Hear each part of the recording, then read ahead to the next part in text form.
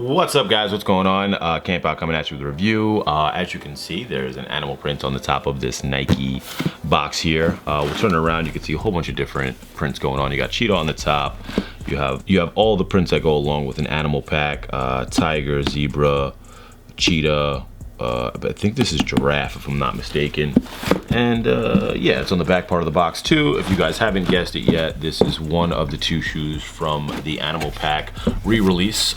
Originally in 2002, Atmos released the, I'll throw the pictures up so you guys could see the originals. Atmos dropped the Animal Pack, so they're doing a re-release for this year for Air Max month, Air Max Day, whatever have you. Tissue paper before I get into the sneaker. You have a whole bunch of different animal prints and I guess layout for the actual shoe. So you got a giraffe with a sneakerhead. You have a sneaker with a tiger on the top, like as like the compression of the print going into the layout of the shoe.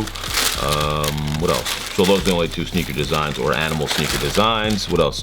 Tuning imagination into reality, stuff written on the paper. And extra laces are in here, which we'll get into those after the sneaker portion. So if you guys were paying attention to the gram, you guys are very familiar with who KB is. I review her shoes from time to time because she, if I don't get lucky, she'll get lucky. And she was kind enough to let me review the shoes, so I went with her to pick them up today at Atmos. Atmos in NYC had a nice little layout designed by Nike. I didn't get any footage from inside because it was just a really shitty day and I want to bring my camera, so I'll have to describe it to you. So they had this nice little core portion of the store, had this big statue in the center, and it was like an animal, like a hybrid, whatever it is, with a whole bunch of different prints on it. We're on this statue in the center of the store with all the safari prints on the walls, kind of cool. And they were doing the pickup for the Air Max 1 and the Air Max 95 from the sneaker stash thing that they did last night, previously on Thursday evening, to go reserve a pair, which was a shit show. I'll throw that little video up of me trying to get on there, whatever. Obviously not lucky enough, but this is a rendition of the 2002 model. Some things were different. Like I said, I'll post a picture of the core where the black area and the pony hair is white on that shoe, and basically almost everything else is the same except for the way that like the print is spread out and how saturated it is. I feel like this one's a little bit more saturated in certain areas. But either way, it's still dope. Very fire. Pony hair across the entire thing, like cowhide towards the front, zebra or zebra for my guys across the pond, cheetah, tiger, what is that, lion? I don't even know what the hell that is. Maybe giraffe. This might be giraffe, I'm sorry. And yeah, so you got a little green hit across the heel portion or Achilles area in the Nike stitching or the Nike embroidery in the green colorway, which matches up with the bubble or the air unit. Same thing as the outsole. Outsole is also black. And then you got your print across the medial side as well. Nice tan brown or taupe, I guess you can call it, towards the inner portion of the shoe. Let's see. Dyed genuine calf hair is what the sticker says on the inside. I'm not going to take it out because it's not my shoe, but I'll read the rest to you. Fur original in Brazil, Nike Incorporated. And yeah, that's pretty much it. But I mean, it's very, very clean. I'm very pleased with the Air Max 95. I'm kind of happy they put this pack out and they didn't just do the same exact shoe with the same exact colors. So I appreciate them for that. You also have a nice little leather hit going up the tongue and it feels very nice. It doesn't feel like tumbled leather, even though it does have that tumbled feel to it. It doesn't have the tumbled look to it. So it's not compressed in all areas and kind of like jumbled up. But it feels very nice to the touch, and the tongue stamping is Air Max in the red, green, white, and that brown color going around it. Very, very clean. Red laces are in them. She already did a lace swap. I'm going to show you the other extras, and then we'll do the Air Max 1 because she hit on both pairs. So they also came with a green lace. As you guys can see here, rope throughout the entire thing. If you're used to an Air Max 95, there's never flats in there. There's always ropes. You also got a black pair to go inside there, and a white pair is what I think came inside there. So very, very fire, very, very clean. Let me jump into the other shoe. So the Air Max 1s came in just a standard Nike slide box.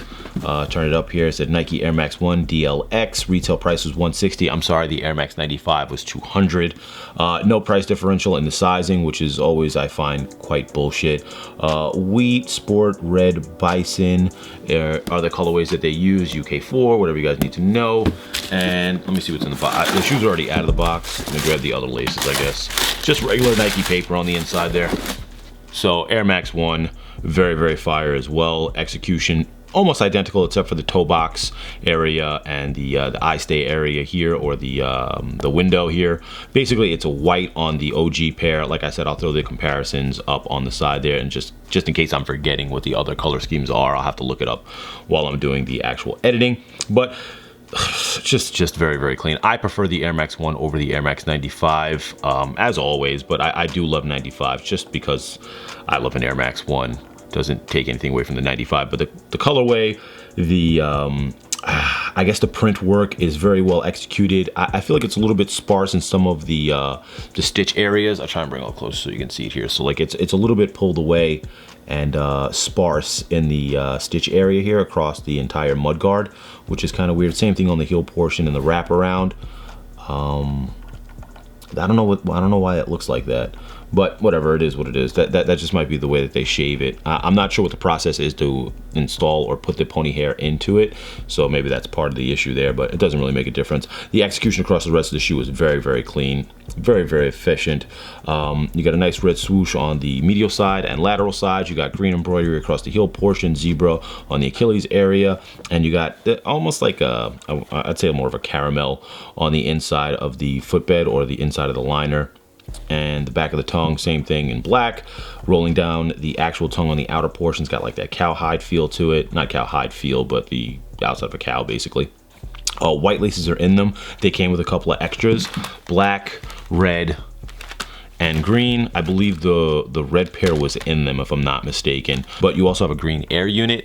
Outsole is gum, which is a nice little hit as well. Midsole is white, and very, very fire. I will be trying to get a pair of these. I'll be trying to get a pair of both because it's Air Max month, and I'm trying to pass on other things just to make sure I get certain stuff. But definitely a must-have for Air Max month. Last year, obviously, you had the elephant print, very, very fire. Atmos as well, but I feel like this is definitely a must-have if you are an avid Air Max collector. Anyway, I hope you guys liked the review. I'm not gonna have it on foot, so just enjoy these looks, and I'll have like a little video that I made of them. Whatever, doesn't matter. I'm gonna steal it from KB anyway. I hope you guys enjoyed it, like I said, and I am out of here. Peace.